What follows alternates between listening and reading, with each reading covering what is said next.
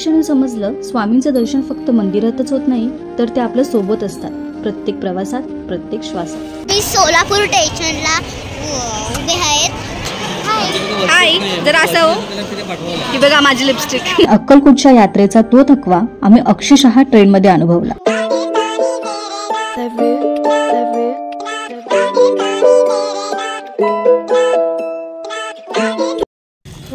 So झालं आमचं दर्शन, तुळजाभवानी देवीचं सुद्धा झालं। सर्व तिन्ही ठिकाणं आम्ही आलो दर्शन करून। आता खूप दमलो ऑलरेडी, जायचं आहे घरी, फ्रेश वगैरे होऊ, थोडंसं आराम करू, मग संध्याकाळची ट्रेन आहे, मग 6 वाजता निघायचं आहे परत।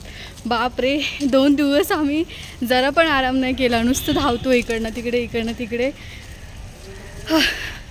रेडी होतोय आणि निघतोय, ते पण असं उन्हामध्ये। डोकं दुखायला लागलं यार। असं वाटतं आता ट्रेनमध्ये झोपायचंच आहे, तसं पण 8-9 तास, सो काय टेन्शन नाही। चला निघू। येतं सुवर्णमावशी वाटच बघत होती, कधी बॅक कॅमेरा काय अशी करते वाटे। हा आलो, किती ऊन होतं बापरे। चला निघालो, होता आमची ट्रेन आहे। नाही काढू घेतोय, ताकदच नाही आता।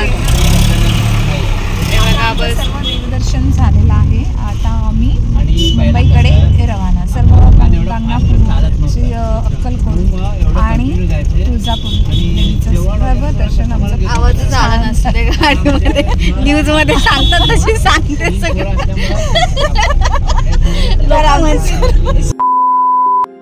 अक्कलकोटच्या यात्रेनंतर मन अगदी शांत आणि समाधानी झालं होतं। स्वामी महाराजांचा दरबार, तिथलं वातावरण आणि प्रत्येक क्षणात जाणवणारी त्यांची कृपा, यामध्ये वेळ कसा निघून गेला हे कळलंच नाही। पण खरं आश्चर्य तर परतीच्या प्रवासात घडलं। गाडीमध्ये बसलेले असताना अचानक मम्मीच्या चेहऱ्यावरती एक पवित्र छाया उमटलेली दिसली। गाडीच्या मागे लावलेल्या स्वामींच्या छायाचित्राची सावली मम्मीच्या चेहऱ्यावरती प्रकाशाने उमटत होती। तो क्षण म्हणजे स्वामींचा सतत सोबत असण्याचा अनुभव होता। हे योगायोग नव्हे, तर ही त्यांच्या असण्याची साक्ष होती।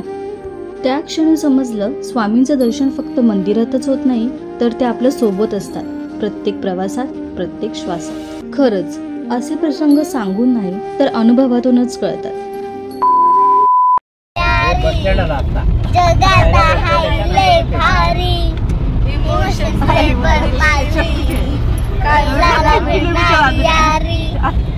लढायचं नाही, आता भिडायचं नाही, आडवा आला तर सोडायचं नाही, आम्ही सोबत हाय, आमची पावर हाय, तनपा तुम्हाला सोचायचं नाही, आपली यारी लय भन्नाट।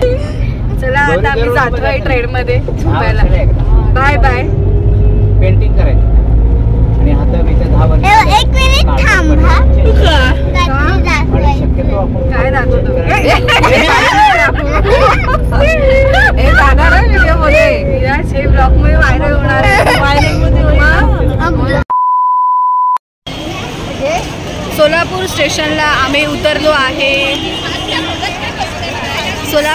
मी सोलापूर स्टेशनला उभे आहेत आणि त्या गाडी आणि ही आमची व्हॅन। उतरले आम्ही आता सोलापूरला।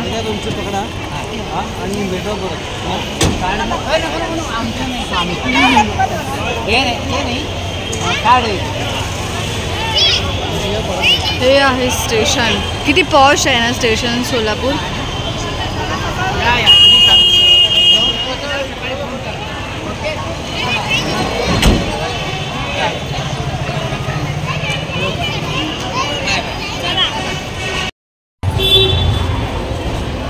आजी, ए आजी चल, झालं, आले सगळे, कोणाची वाट बघतेस?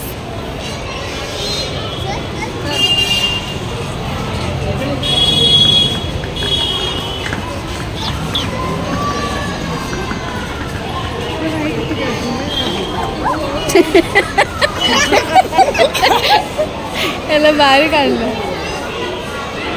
पहिली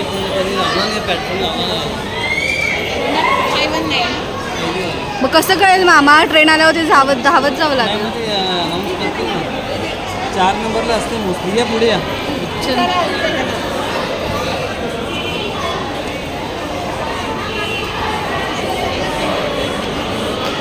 अजून ट्रेन लागलेली नाही, आम्ही वेट करतोय सगळे. आणि मी तुम्हाला दाखवते विराज हाय. जरा असं हो की बघा माझी लिपस्टिक.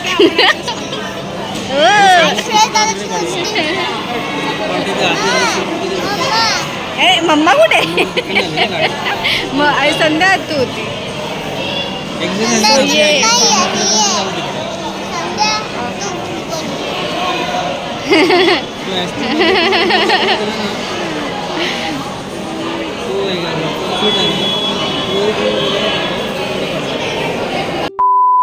प्रवासाचा एक भाग असतो उत्साह आणि दुसरा भाग असतो थकवा.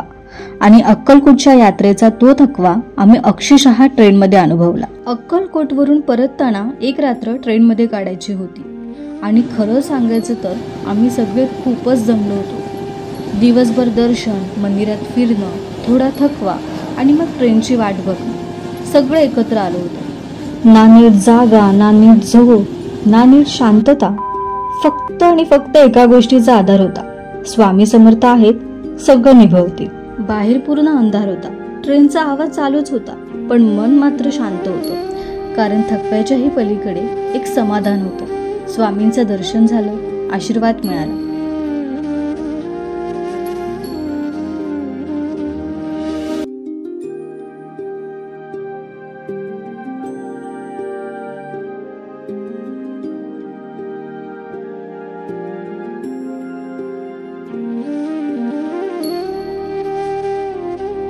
रात्र कशी बशी आम्ही ट्रेनमध्ये काढली आणि पहाटेचे 5 कधी वाजले हे कळलंच नाही. कल्याणवरून पहाटे 5ची ट्रेन पकडून आम्ही आमच्या घरी जाण्यासाठी निघालो. असं वाटतं कधी एकदाचं घरी जाते आणि कधी एकदाचं रिलॅक्स होऊन झोपते, कारण उठून परत ऑफिसला सुद्धा जायचं आहे. तर मित्रांनो, अक्कलकोटचा हा सुंदर असा प्रवास इथेच संपतो. पण स्वामींची कृपा मात्र आमच्यासोबत कायमची सुरू झाली आहे. अक्कलकोटच्या या प्रवासाने फक्त काही फोटो दिले नाहीत, त्यांनी दिला आहे आठवणी, एक समाधान आणि पुन्हा पुन्हा तिथे जाण्याची ओढ. एकत्र मिळालेली ही अनुभूती फोटोमध्ये जरी कैद झाली असली तरी ती मनाच्या कप्प्यात कायम साठून राहील. स्वामी कृपेचा हा अनुभव एकदा अनुभवलात की पुन्हा पुन्हा बोलल्याशिवाय राहत नाही. श्री स्वामी समर्थ. जय जय स्वामी समर्थ. तर चला मग आपण भेटूया आता पुढच्या व्लॉगमध्ये.